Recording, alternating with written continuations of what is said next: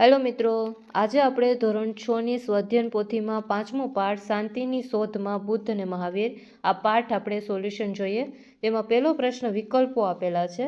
તો અહીંયા ફર્સ્ટ પ્રશ્ન છે કે નીચેની કઈ બાબત ગૌતમ બુદ્ધ માટે સુસંગત નથી, કઈ વાત એને લાગુ પડતી નથી? તો આન્સર આવશે સી, તેમનું બાળપણનું નામ વર્ધમાન હતું. આ વાક્ય એને સુસંગત નથી.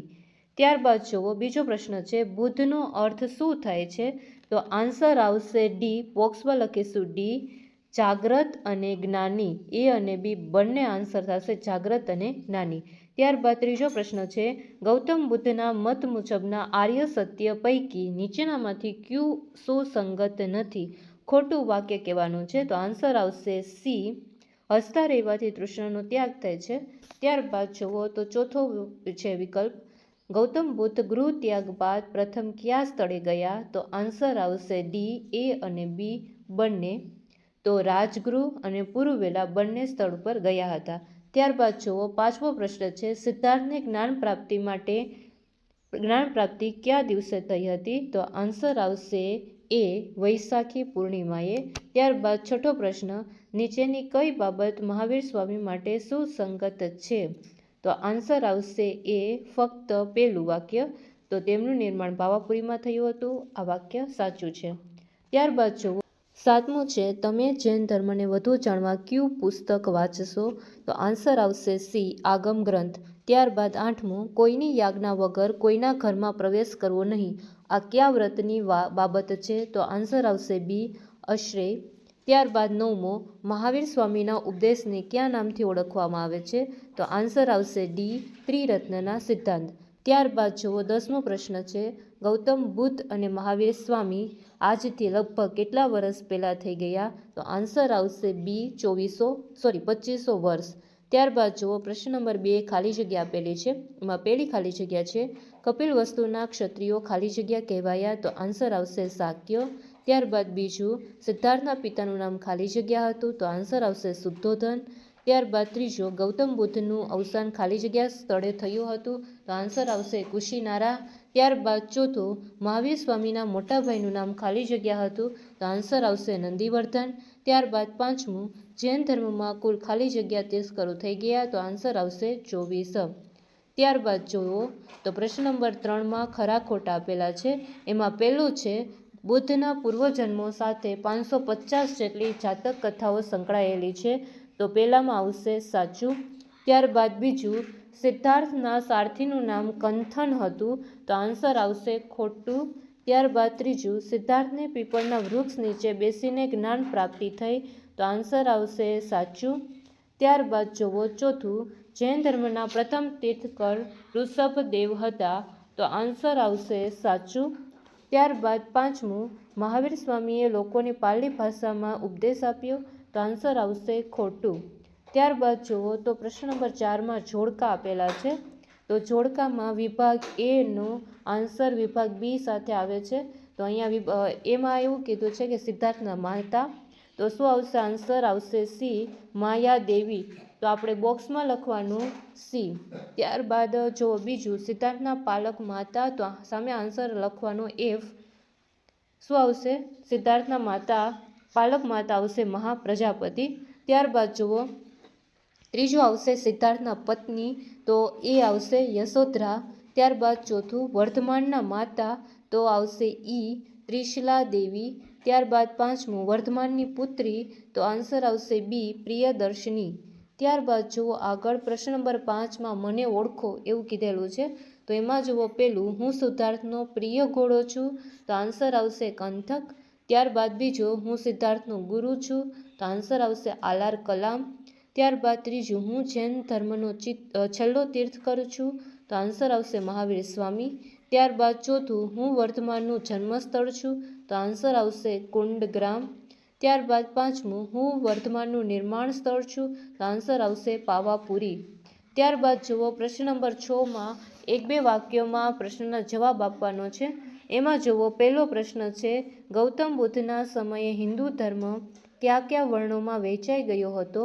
તો આન્સર આવશે ગૌતમ બુદ્ધના સમયે હિન્દુ ધર્મમાં બ્રાહ્મણ, ક્ષત્રિય, વૈશ્ય અને શૂદ્ર એવા 4 વર્ણોમાં વહેંચાઈ ગયો હતો. ત્યારબાદ જુઓ બીજો પ્રશ્ન છે, ગૌતમ બુદ્ધના મતે માનવનું સૌથી મોટું કર્તવ્ય કયું છે? તો આન્સર આવશે ગૌતમ બુદ્ધના મતે તમામ પ્રાણીઓ પ્રત્યે અહિંસાથી વર્તવું એ માનવનું સૌથી મોટું કર્તવ્ય છે. ત્યારબાદ ત્રીજો પ્રશ્ન છે, ગૌતમ બુદ્ધના મત મુજબ મનુષ્ય કઈ રીતે મહાન બને છે? તો આન્સર આવશે ગૌતમ બુદ્ધના મત મુજબ મનુષ્ય પોતાના કર્મોથી, સદવિચારથી, સત્ય અને અહિંસાના પાલનથી મહાન બને છે. ત્યારબાદ ચોથું આવશે, પાર્શ્વનાથે શેનો વિરોધ કર્યો હતો? તો પાર્શ્વનાથે વૈદિક ધર્મ અને કર્મકાંડ તથા જાતિ પ્રથાનો વિરોધ કર્યો હતો. ત્યારબાદ જુઓ પાંચમો પ્રશ્ન આપેલો છે, મહાવીર સ્વામી શા માટે જીન કહેવાયા? તો આન્સર આવશે પોતાના મન અને ઇન્દ્રિયો પર વિજય પ્રાપ્ત કર્યો હોવાથી તેઓ જીન કહેવાયા. ત્યારબાદ જુઓ પ્રશ્ન નંબર 7માં ટૂંક નોંધ લખો એવી સૂચના આપેલી છે. તેમાં પહેલો પ્રશ્ન છે ગૌતમ બુદ્ધ. તો ગૌતમ બુદ્ધ વિશે ટૂંક નોંધ લખવાની છે. તેમાં આન્સર આવશે ગૌતમ બુદ્ધનો જન્મ લુંબિનીમાં થયો હતો. તેમના પિતાનું નામ શુદ્ધોધન અને માતાનું નામ માયાદેવી હતું. યુવાવસ્થામાં તેને દુઃખ, રોગ અને મૃત્યુ જોઈને સંસાર ત્યાગ કર્યો હતો. કઠોર તપસ્યા પછી બોધ ગયામાં તેમને જ્ઞાન પ્રાપ્ત થયું અને તેઓ બુદ્ધ કહેવાયા. તેમણે અહિંસા, કરુણા અને મધ્યમ માર્ગનો ઉપદેશ આપ્યો. તેમના ઉપદેશોથી બૌદ્ધ ધર્મનો પ્રચાર થયો. ત્યારબાદ જુઓ તો બીજું છે મહાવીર સ્વામી. તો મહાવીર સ્વામી જૈન ધર્મના 24મા તીર્થકર હતા. તેમનો જન્મ વૈશાલી પાસે કુંડગ્રામમાં થયો હતો. તેમના પિતાનું નામ સિદ્ધાર્થ અને માતાનું નામ ત્રિશલા દેવી હતું. તેમણે યુવાનીમાં રાજસુખ ત્યજી તપસ્યા કરી. કઠોર તપસ્યા પછી તેમને કેવળ જ્ઞાન પ્રાપ્ત થયું. મહાવીર સ્વામીએ અહિંસા, સત્ય, આશ્રય, બ્રહ્મચર્ય અને અપરિગ્રહનો ઉપદેશ આપ્યો. ત્યારબાદ જો પ્રશ્ન નંબર 8માં સૂચના છે કે નીચેના પારિભાષિક શબ્દોની સમજૂતી આપો. તેમાં પહેલો શબ્દ છે ધર્મચક્ર પ્રવર્તન. જ્ઞાન પ્રાપ્તિ બાદ બુદ્ધ સારનાથ ગયા, જ્યાં તેમણે તેમના જૂના બ્રાહ્મણ મિત્રો મળ્યા. સૌ પ્રથમ વખત તેમણે આ 5 બ્રાહ્મણ મિત્રોને ઉપદેશ આપ્યો. બુદ્ધના આ પ્રથમ ઉપદેશને ધર્મચક્ર પ્રવર્તન કહેવામાં આવે છે. ત્યારબાદ જુઓ બીજું આશ્રય. આશ્રય કોને કહેવાય? તો ચોરી એ સૌથી મોટું અનિષ્ટ છે. કોઈની પણ અનુમતિ વગર તેની વસ્તુ ગ્રહણ કરવી જોઈએ નહીં. કોઈની યાજ્ઞા વગર કોઈના ઘરમાં પ્રવેશ કરવો તે પણ ચોરી છે. તેમ સમજવી તે સમયના સમાજને ચોર વૃત્તિથી દૂર કરવાનો તેને પ્રયાસ કર્યો. આ બધું સમજાવીને એને ભગવાન બુદ્ધે એમને મહાવીર સ્વામીએ ચોર વૃત્તિથી તે વખતના સમાજને દૂર રાખ્યા. ત્યારબાદ જુઓ ત્રીજું છે અપરિગ્રહ. મનુષ્ય પોતાની જરૂરિયાત કરતાં વધારે ચીજવસ્તુઓ, ધન, ધાન્ય, આભૂષણ, વસ્ત્રોનો સંગ્રહ કરવો જોઈએ નહીં. જેટલી જરૂરિયાત હોય તેટલું જ રાખવાથી સંગ્રહ વૃત્તિ ઘટે અને પરિણામે ગરીબો સુધી અનાજ જેવી ચીજવસ્તુઓ પહોંચે તેવો મહત્વનો સંદેશ તેમણે આપ્યો. ત્યારબાદ જુઓ ચોથું છે નિર્વાણ. નિર્વાણ બૌદ્ધ ધર્મ અને ભારતીય દર્શનમાં વપરાતું એક પારિભાષિક શબ્દ છે. નિર્વાણનો અર્થ થાય દુઃખ, ઈચ્છા અને અજ્ઞાનથી સંપૂર્ણ મુક્તિ, એટલે કે જન્મ મરણના ચક્રમાંથી છુટકારો મેળવવો. ત્યારબાદ જુઓ પ્રશ્ન નંબર 9માં સૂચના છે કે નીચે આપેલ ભારતના રેખાંકિત નકશામાં નીચેના સ્થળો દર્શાવો. તો આ બધા સ્થળો છે દર્શાવવાના છે. સારનાથ, કપિલવસ્તુ, હિમાલય, લુંબિની, સાંચી અને શેત્રુંજી પર્વત. તો જુઓ સારનાથ છે એ આવશે ઉત્તર પ્રદેશમાં જ આવશે, વારાણસી પાસે. જુઓ અહીંયા મેં લખેલું છે સારનાથ અને આ જ્યાં ટપકું કરેલું છે એ સારનાથ છે. ત્યારબાદ જુઓ કપિલવસ્તુ. તો કપિલવસ્તુ શું આવશે? આ નેપાળની જે બોર્ડર જે છે ત્યાં આવશે. અહીંયા જે ટપકું કરેલું છે ને એરો કરીને મેં લખ્યું છે કપિલવસ્તુ. ત્યારબાદ જુઓ તો હિમાલય. તો આ જ્યાં ત્રિકોણ દોરેલા છે એ હિમાલયની માળા દર્શાવી છે, ગિરિમાળા છે હિમાલયની. ત્યારબાદ જુઓ લુંબિની. તો લુંબિની ક્યાં આવશે? તો અહીંયા નેપાળની જે બોર્ડર જે છે ત્યાં જ આવશે.